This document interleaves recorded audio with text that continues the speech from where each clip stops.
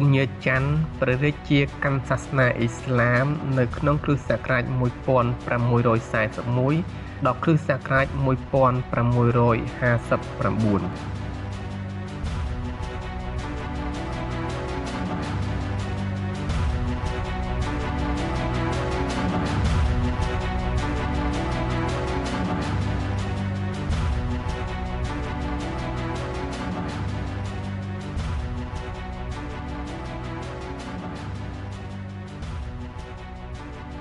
បាទសូមជម្រាបសួរដល់ពុកម៉ែបងប្អូនដែលនិយមតាមដានទស្សនានីតិប្រវត្តិសាស្ត្រគឺថ្ងៃនេះខ្ញុំបាទនឹងលើកយកនៅរឿងរ៉ាវប្រវត្តិសាស្ត្រថ្មីមួយទៀតមកជម្រាបជូនដល់ពុកម៉ែបងប្អូនចឹងសូមពុកម៉ែបងប្អូនរីករាយនឹងដាប់ជាមួយខ្ញុំបាទដូចតទៅ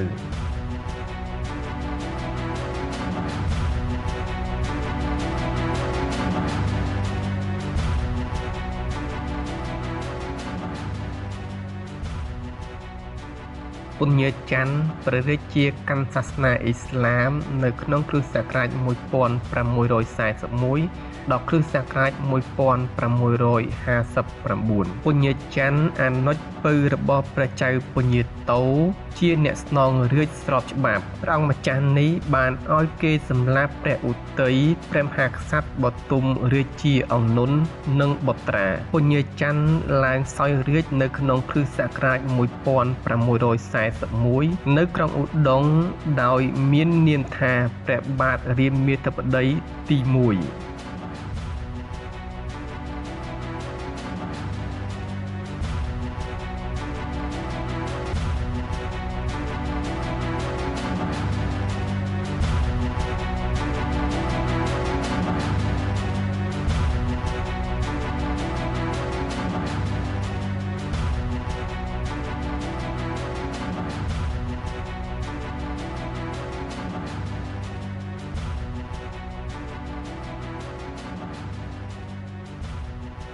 ពញាច័ន្ទមានព្រះនាមល្បីថាកាចសាហាវនិងឆាប់ក្រៀវក្រោធទ្រង់បានស្រឡាញ់ក្រមុំចាម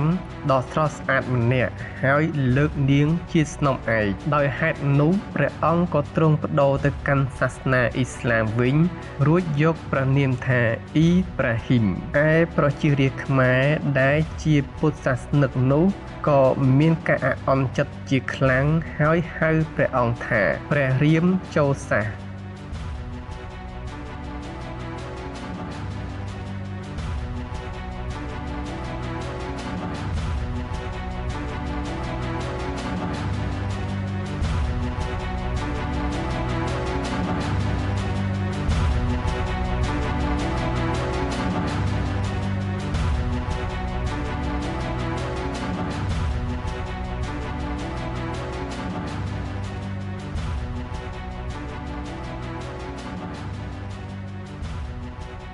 បន្ទាប់មកភាពវឹកវរនិងសង្គ្រាមស៊ីវិលក៏បានឆាបឆេះឡើងបុត្រាព្រះឧទ័យពីរអង្គនាមអង្គសូរ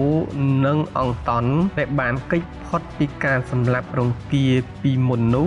បានងើបសងសឹកដោយទៅពឹងពាក់ស្ត្រីអង្គជើនិងសុំជំនួយពីយួន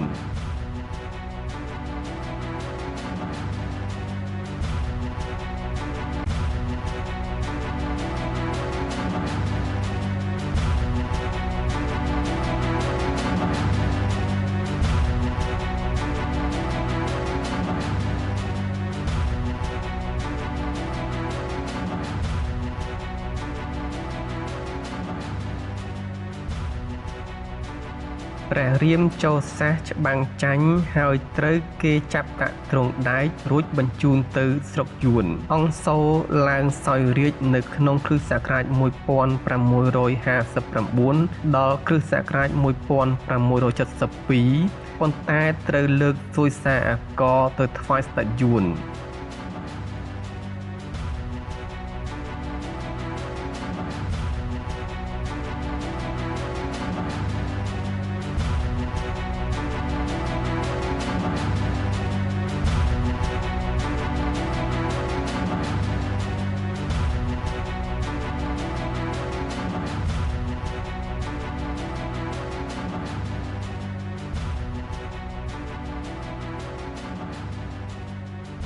ចាប់ពីពេលនោះមកយួនតែងតែលុកដៃចូលកិច្ចការផ្ទៃក្នុងរបស់ខ្មែរមិនឈប់ឈរក្នុងភាពច្របូកច្របល់នេះពួកអឺរ៉ុបបានវិលត្រឡប់ចូលមកវិញក្នុងចំណោមពួកនោះពួកហ៊ូឡង់ស្អប់ពួកប៉រទុយហ្គាល់ហើយចង់បានសិទ្ធិធ្វើជំនួញផ្ដាច់មុខដំបូងឡើយព្រះរាមចូលសាសអនុគ្រោះជនជាតិហ៊ូឡង់តែក្រោយមកបែរជាឲ្យពួកគេសម្លាប់ពួកនេះទៅវិញ